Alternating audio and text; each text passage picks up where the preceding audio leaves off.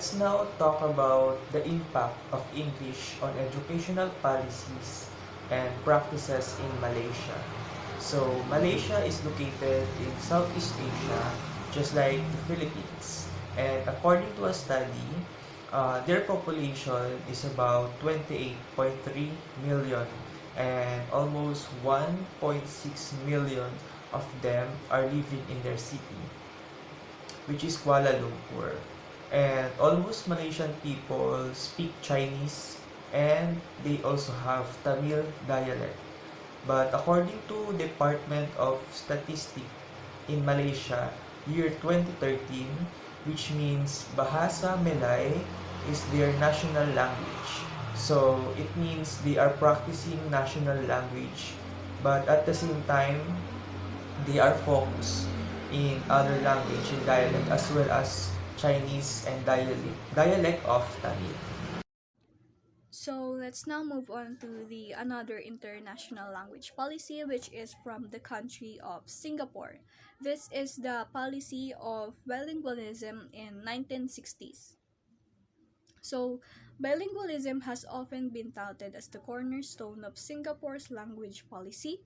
The original aim of Singapore's bilingual education was for citizens to gain access to knowledge of the West by English and to understand themselves by their mother tongue. So the policy of bilingualism in 1960s, it is 1966 to be exact. In 1966, it was implemented in which all students were required to study English and a mother tongue in schools. Over time, English became the common language for work and social interaction. And additionally, in mathematics subject and science, they were taught as English. So, the most important effect of the Singapore's bilingual policy was the widespread use of English as a primary and working language, which ultimately led to its rapid economic growth. Is the National Language Policy from the Delivery Order Number 52, Section 1987. The 1987 Policy on Bilingual Education. The policy on bilingual education aims at the achievement of competence in both Filipino and English at the national level, through the teaching of both languages and their use as media of instruction at all levels. The regional languages shall be used as auxiliary language in grades 1 and 2. The aspiration of the Filipino to enable them to perform their functions and their duties as Filipino citizens and in English, order to meet the needs of the country in the community of nations. King Kamehameha III established the first Hawaiian language constitution in 1839 and 1840. In 1896, the Republic of Hawaii established English as the official language in schools. The number of native speakers of Hawaiian gradually decreased during the period from the 1830s to the 1950s. From around 1949 to the present day, there has been a gradual increase in attention and promotion of the language. In 2001, native speakers of Hawaiian amounted to less than 0.1% of the statewide population.